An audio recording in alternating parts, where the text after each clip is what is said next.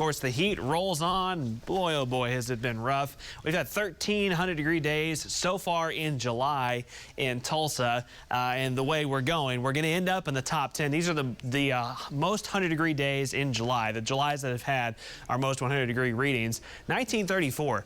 27 days out of 31 hit 100 degrees. So, we won't be able to make a run at that, thankfully, but we'll make a run somewhere up into this top 10 or maybe even top 5 before the month is over as far as 2022 is concerned. Kind of a step back from that standpoint, because frankly, the last several summers, of course, we've had plenty of really hot stretches, but our last several summers have been a little below average on 100-degree days, and we're kind of making up for it this summer. Making up for the ozone alerts as well. We've had several of these already. We had a big-time exceedance yesterday. I mean, like really big ozone numbers, and unfortunately today has the same potential to do that. So really, of course, all the tips that we give you about trying to limit your driving, limit refueling until the later evening hours. Of course, just from a heat standpoint, I'd hold off on the mowing or the gas-powered lawn equipment if you could because of the heat, and just from the fact that a lot of yards are starting to turn brown and crunchy really fast with the lack of rain.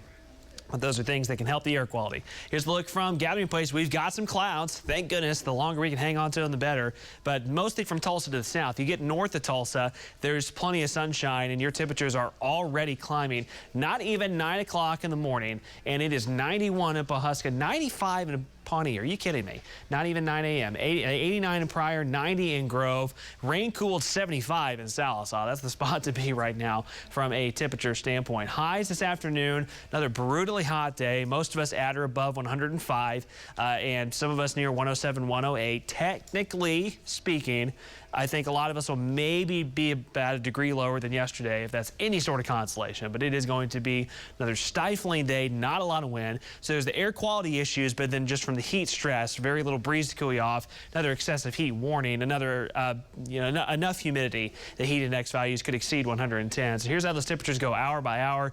It is not pretty. I mean, already triple digits by lunchtime, or probably even before lunchtime, frankly, in many spots, even with some of these clouds hanging in. Now, there's a few spotty showers, and then by the afternoon, as a weak boundary drops south and brings us a north breeze, out ahead of that boundary, we're going to see some isolated thunderstorms develop, especially, I'd say, just a little south of the I-44 corridor. About I-40 to the south has the best opportunity. Now, what we'll have to watch for is a few of these storms later today could be strong to marginally severe with some very strong wind potential in southeastern Oklahoma. Tomorrow morning, another warm start will be in the upper 70s or above. Could be a few spotty showers the first half of Thursday as well. Again, we're hoping, because tomorrow afternoon, still triple-digit heat. Now we're going about 102 to 103 tomorrow, if that's any sort of, any sort of consolation or any better. But still going to be hot. One will bring those highs down a few degrees.